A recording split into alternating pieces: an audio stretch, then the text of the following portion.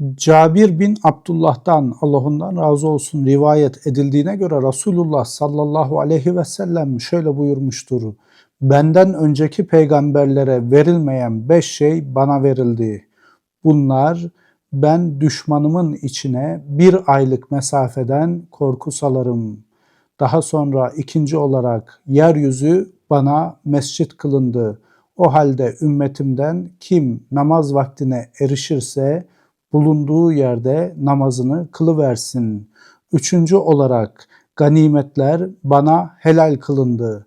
Dördüncü olarak her peygamber yalnızca kendi kavmine peygamber olarak gönderildi.